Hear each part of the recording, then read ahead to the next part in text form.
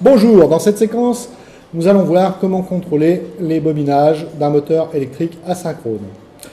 Alors, vous savez que dans un moteur asynchrone, il y a des bobines, des électroaimants, qui sont enroulés à l'intérieur du moteur et qui servent à le faire tourner. Il y a dans ce moteur, là, que vous voyez sous vos yeux, 3 bobines de fils qui sont enroulées et qui font le champ magnétique qui fait tourner le moteur.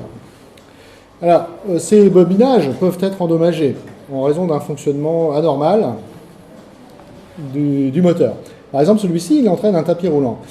Le tapis roulant peut être bloqué pour une raison quelconque, par un objet qui serait tombé au mauvais endroit.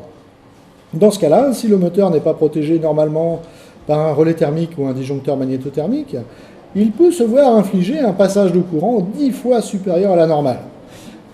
Alors ce passage de courant, normalement, il peut l'encaisser pendant quelques secondes, mais si le blocage perdure et dure quelques minutes, il se peut que les bobinages soient endommagés de manière irrémédiable. On va procéder à des contrôles électriques qui vont nous permettre, en testant les capacités de conduction électrique des conducteurs qui constituent les bobinages, qui vont permettre de déterminer s'ils sont toujours en bon état.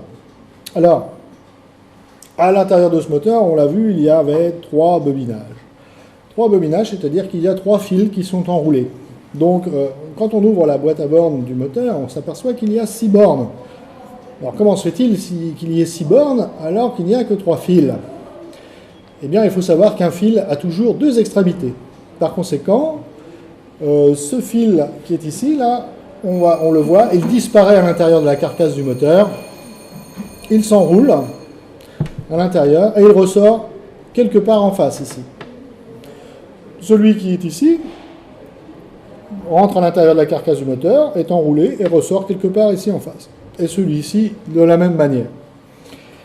Alors, on va d'abord tester si les fils sont coupés. Donc, je vais, première chose, enlever les barrettes de couplage. Ici, on voit que mon moteur a été couplé en étoile, puisqu'il fonctionne sur un réseau 400 volts triphasé. Donc, la première chose à faire, c'est d'enlever les barrettes de couplage. Bon, j'avais déjà commencé à desserrer les écrous, ce qui fait que c'est assez simple.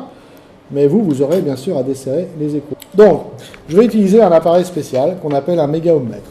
Alors, la première chose que je vais vouloir mesurer, c'est est-ce que ce fil-là est coupé? Alors, pour faire ça, je vais me mettre dans la position ohmmètre.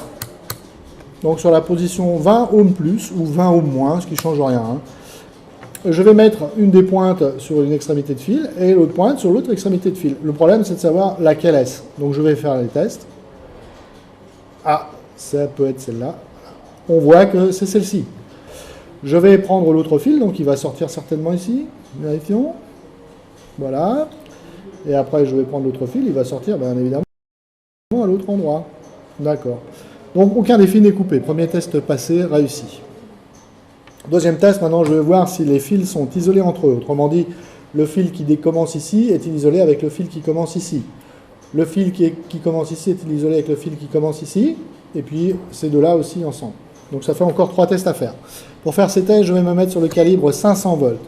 Alors, j'avais le choix aussi de me mettre en 250 volts ou en 500 volts. Alors, je me mets en 500 volts. Pourquoi? Parce que le moteur fonctionnant en 400 volts, c'est la valeur la plus proche du voltage dans lequel il fonctionne d'habitude. Sur 500 volts. Et je vais donc me mettre chaque pointe sur un fil différent. Et ensuite, je vais appuyer sur le bouton.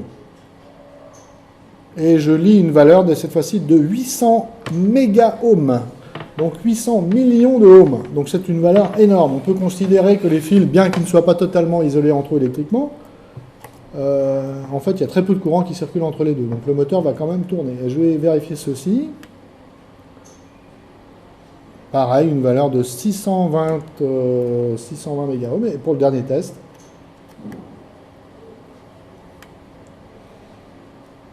voilà, 800 méga-ohms. Donc si au sens strict les bobinages ne sont pas isolés entre eux, on peut considérer quand même que c'est une résistance très suffisante. Voilà. Ensuite, il me reste un dernier test à faire. Est-ce que les fils sont isolés, c'est-à-dire est-ce que le vernis n'est pas arraché sur un des fils à l'intérieur et ne toucherait pas par hasard la carcasse du moteur? Auquel cas, le courant s'enfuirait via le fil de terre et ferait disjoncter le disjoncteur différentiel. Donc pour faire ça, je vais me placer dans un endroit de la carcasse métallique du moteur, j'aurais pu me mettre n'importe où, mais plutôt un endroit où il n'y a pas de peinture, parce que la peinture est isolante. Donc je vais me mettre ici, et ensuite je vais tester de la même manière, en 500 volts, toujours sur le calibre 500 volts, si voilà, le fil est isolé par rapport à la carcasse métallique. Là on voit 500 millions de ohms. Le deuxième fil, 350 millions de ohms. Et le troisième fil, 346 millions de ohms. Alors ce sont des valeurs qui paraissent énormes, néanmoins, sur un moteur en parfait état, on mesurerait plutôt la valeur OL, ce qui signifie out of limit, c'est-à-dire l'infini, c'est-à-dire qu'en fait, ça dépasserait les capacités de mesure du mégomètre. Hein. Donc ce moteur, on peut considérer qu'il est quand même fatigué, on voit d'ailleurs qu'il a l'air d'être assez ancien. Hein. Voilà, je vous remercie de votre attention. Merci monsieur. Je vous en prie. Vous avez des questions? Absolument pas. Absolument. C'était très clair. C'était très clair.